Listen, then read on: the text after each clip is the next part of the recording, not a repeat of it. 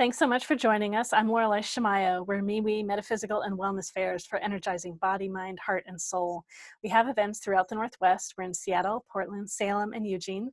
And we also have events online. We've had many more events online these days. We interview our practitioners and vendors so you get a chance to know who we are before you meet us at an event.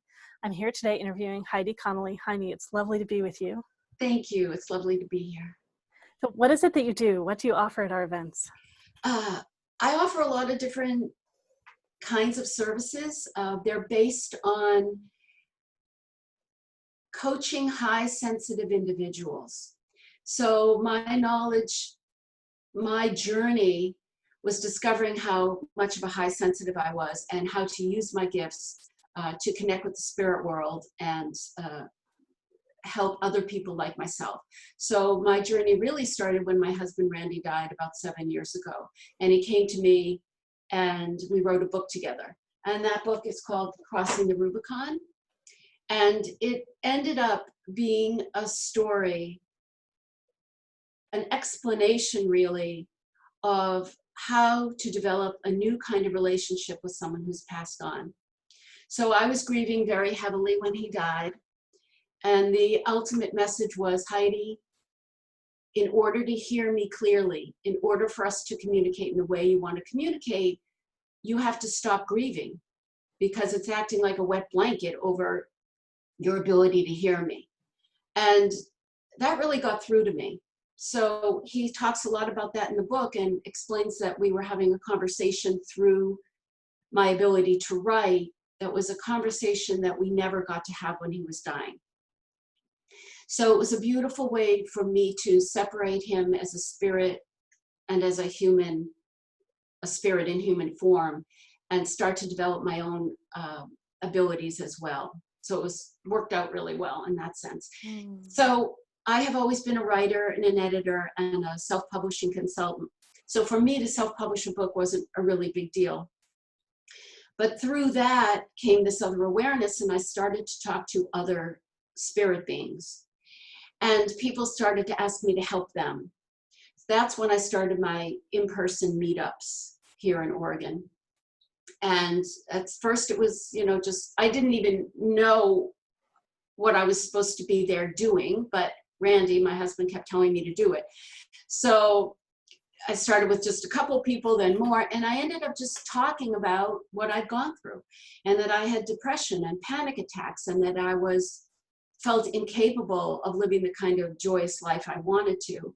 And that was Randy's message. Let's educate other people. Let's share with other people what you've gone through.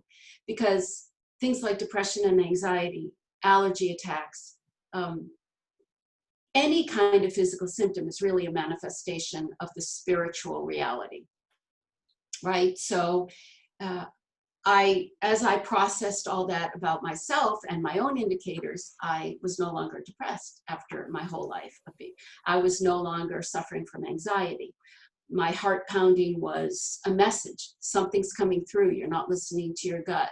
This is where intuition comes from. And I started recognizing all the things that I had never understood. And then he told me to start playing music with spirit. And I hadn't played the flute in many years after a short professional career. So I bought a new flute and I started playing music. And now I do improvisationally guided flute music, which is embedded with energies to align us and bypass the natural human resistance so that the music flows into you easily. Music, it's so easy to just hear it and let it flow. And so it bypasses the resistance and allows us to receive the encoded energies to heal with whatever it is we need, whether it's fibromyalgia or anxiety, PTSD, whatever it is, physical, mental, or emotional, or spiritual. Wow. Yeah, it's been a really exciting journey. Wow, your story is so amazing to me. And you have your flute. Did you want to share a little with us? Sure. What happens is that I do custom recordings. So I work with other people's spirit teams and my own to record everything I do is processed with pure loving intention in the best interest of all concerned. So that includes the human, source energy, the angelic realm, and the spirit world. When I do a recording for, let's say, smoking cessation, the spirit world will give me the title of the recording. So that one happened to be Up in Smoke, which I thought was great. And then they give me a purpose, and I record the purpose, and then I just play whatever they tell me to play. I start on the note they tell me to start on. So if I were to play for a minute for you right now, let me just ask. Well, and actually here, before you ask, let me see. So primarily, so you teach people, and then, so for the sessions that you do with people, it sounds like what you give them is you give them the message and the music. Is that the session that you do with people? A lot of the time, when I have a intuitive coaching session is what I call it, we start out, I do a meditation beforehand, so I get information from the spirit world and connect with whoever wants to connect with them. Because I don't want to know anything about the person first, obviously. They come to me, and usually they're having crisis in their life, or they want to talk to a dead person, who, you know, a loved one.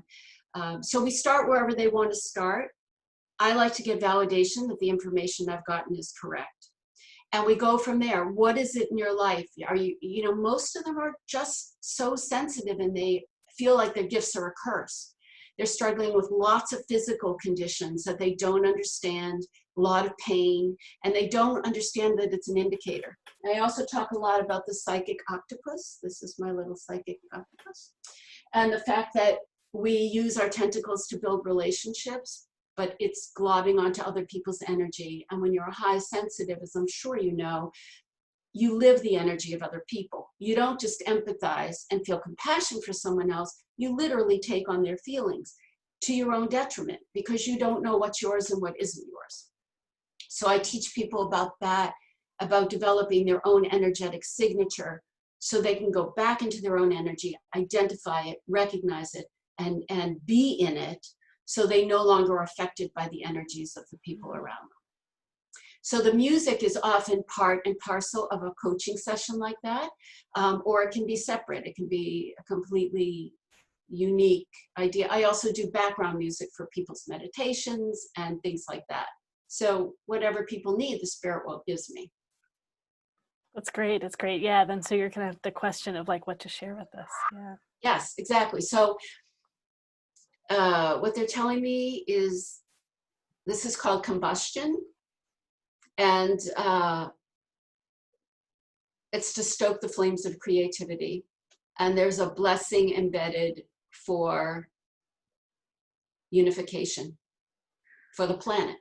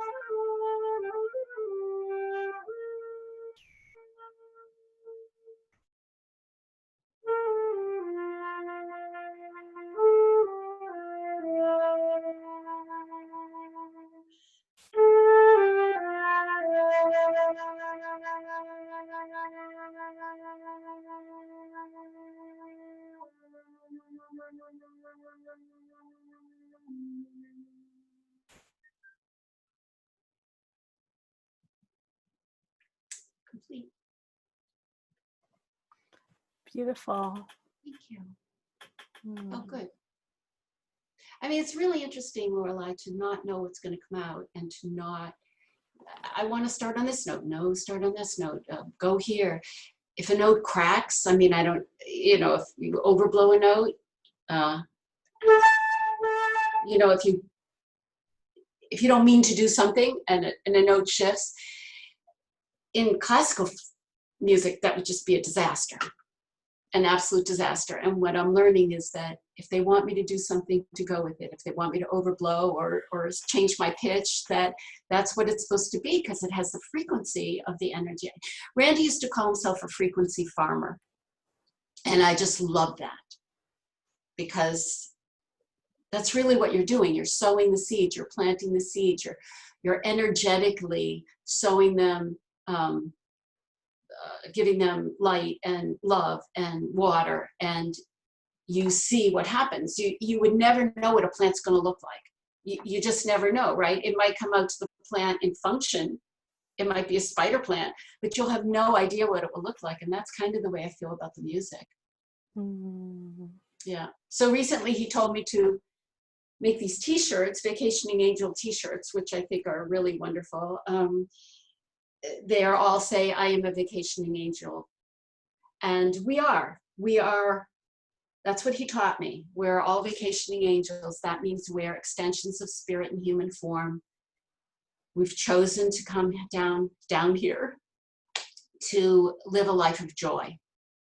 And that it's up to us how we choose to do that. So we have free will, and it's not written in stone, but we've agreed to the contract. And so we get to use all our senses to be here. And we can't do that when we are an etheric spirit. So this is the beauty of being a vacationing angel, which is why my website is called vacationingangel.com. That's great. Yeah, so people now know how to find you. So that's lovely. They do, vacationingangel.com. Yep. Great. I look forward to having you at our events, to having more and more people experience your work. Thank you so much. Thank you. Thank you. Blessings, Lorelei. Thank you. So those of you listening and watching, you can find out more about us and our events at MeWeFairs.com. That's MEWEFAIRS.com. Thank you.